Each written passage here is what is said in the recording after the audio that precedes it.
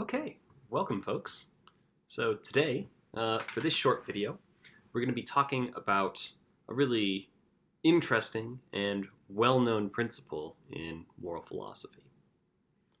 So just remember the last time around we were looking at the natural law theory of ethics, which says that actions are right just because they are natural and wrong just because they are unnatural.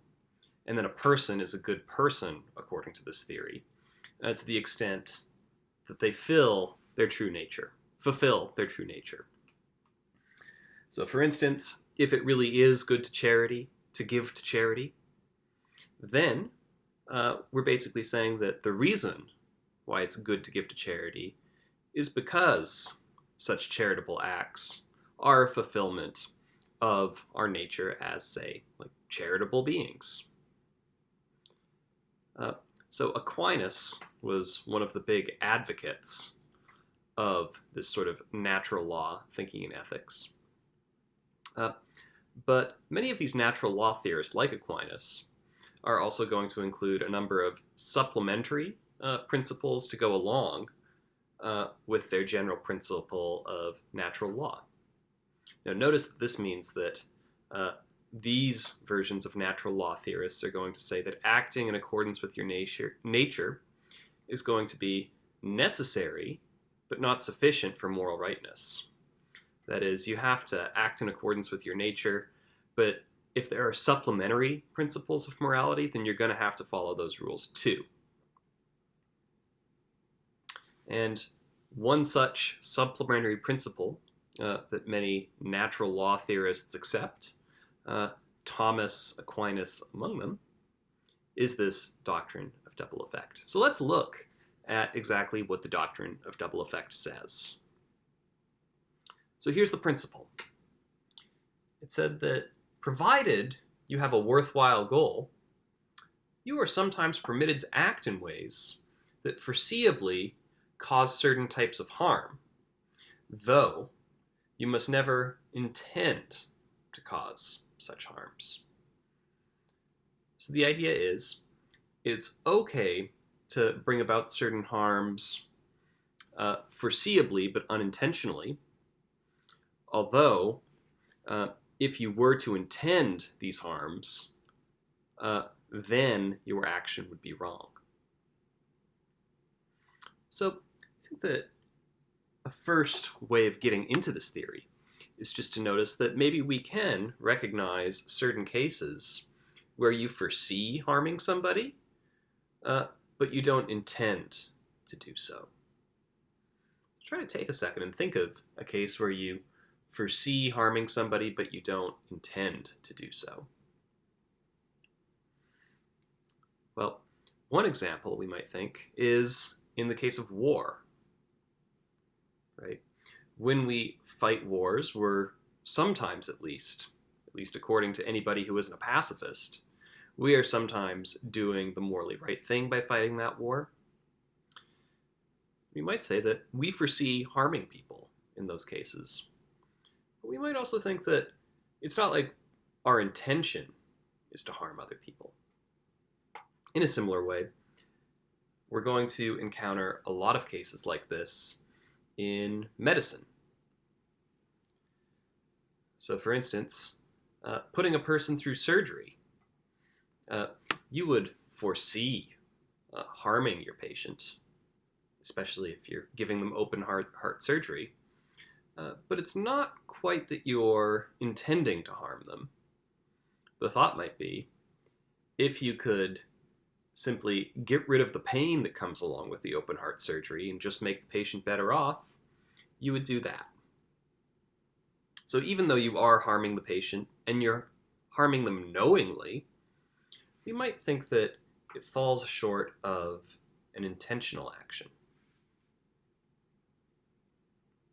So let's try to understand how this principle that says that if you've got a worthwhile goal, you can foresee harming other people, and that's going to be okay so long as you never intend to cause your harms.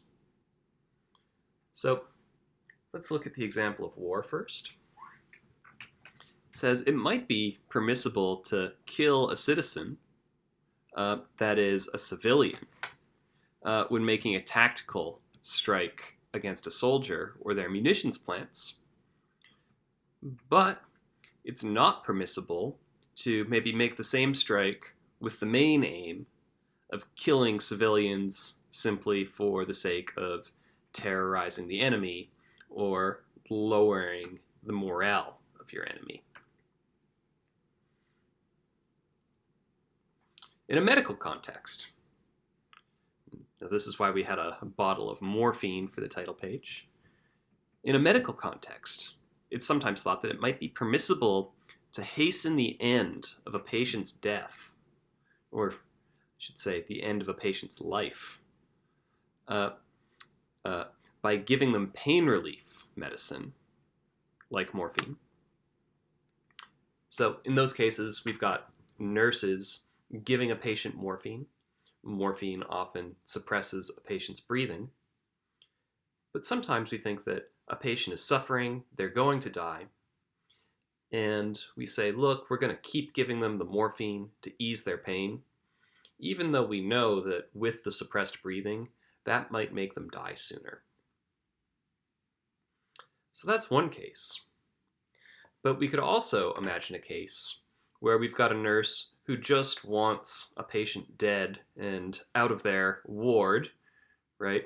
It's not okay to use that same drug, maybe in the same levels of dose, with the specific aim of shortening the patient's life. So the idea is you foresee the patient dying sooner, but you don't intend it in the first case. But you do intend the patient's death in the second case. So in the second case, the doctrine of double effect says that would be wrong because that's a harm that you intend. Another case. Now this is sort of a fantastical medical case that philosophers like to talk about. It says, imagine a doctor who sees that they could kill one patient, harvest their organs, and use those harvested organs to save the lives of 5 others. Now the thought here is, you probably think that that's the wrong thing to do, right? It's not permissible to kill one patient to distribute their organs. We might think that the reason why it's wrong to kill this patient to distribute their 5 organs is that it's intentional, the way in which we distribute their 5 organs, because we have to intentionally remove those organs from the first patient. And we know this famous trolley problem. This has come up before in the course. Just to review, it says, imagine in one case, you can divert a runaway trolley away from 5 people and instead put it on a sidetrack where it's going to kill 1 person.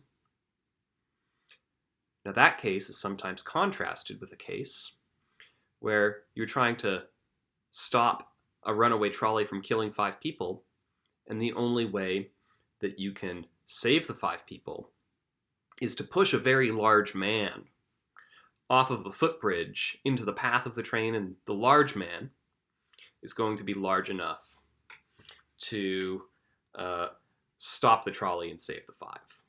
So we might think that like the lives lost and the lives saved are the same in both cases, but the advocate of the doctrine of double effect is going to say, in the cases where you're doing something permissible, you're harming people in a way that's foreseen, but not intended. So that's how a defender of the doctrine of double effect is going to say, we have a distinction between the 2 cases of the trolley problem. In the one case, you are foreseeing the death of 1 person when you pull the switch and have the trolley hit them. But if you are pushing somebody in the way of the trolley, you are intending their being hit by the trolley and dying in a way that you wouldn't otherwise. Because you have to basically plan to put that person in the way of the trolley. That's the thought.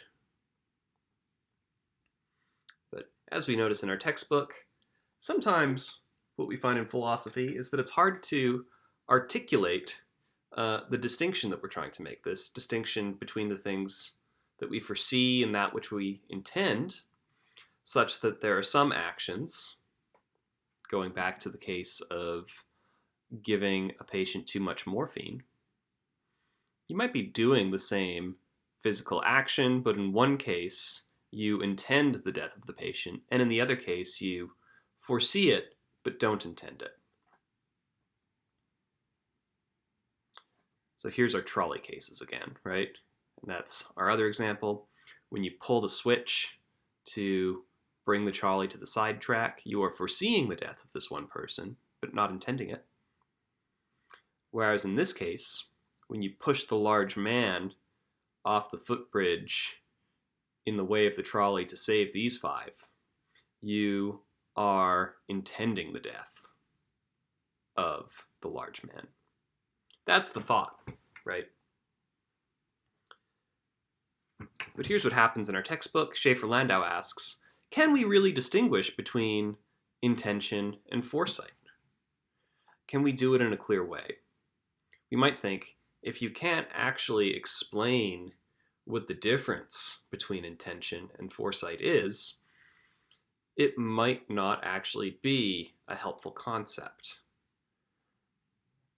So Schaefer-Landau says, it would be absurd to say that the organ harvester, remember the person killing one person to harvest their organs and save the lives of 5 others.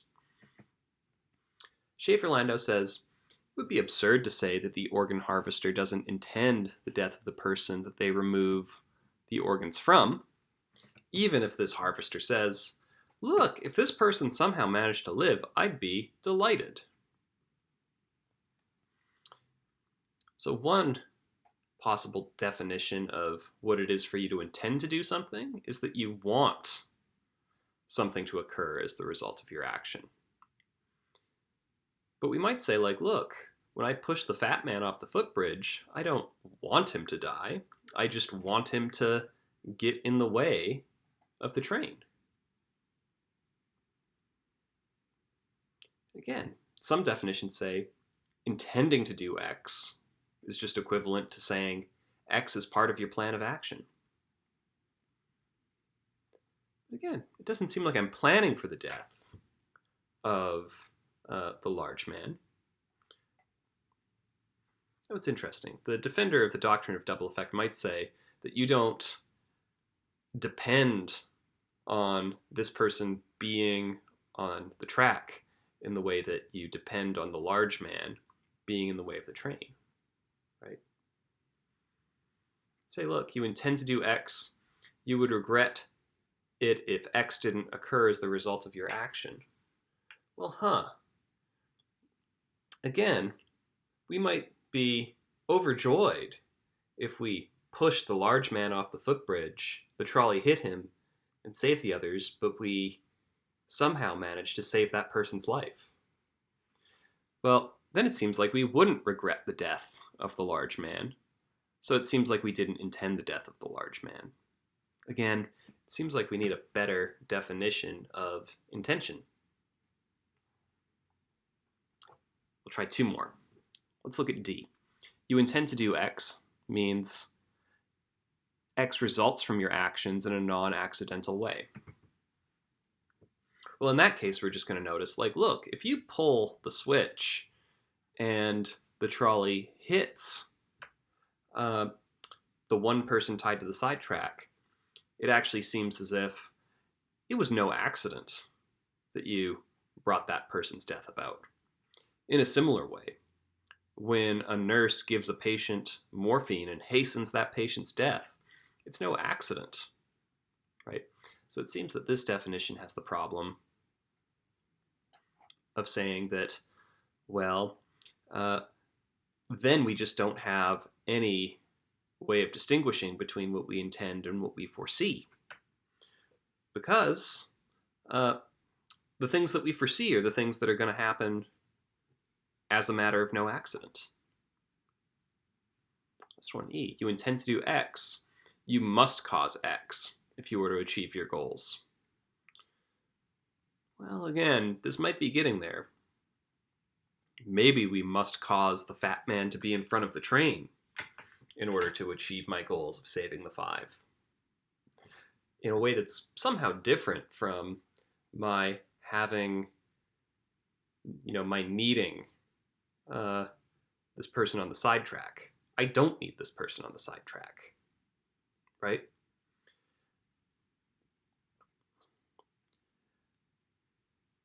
But it still seems like we don't need to cause the death of the fat man.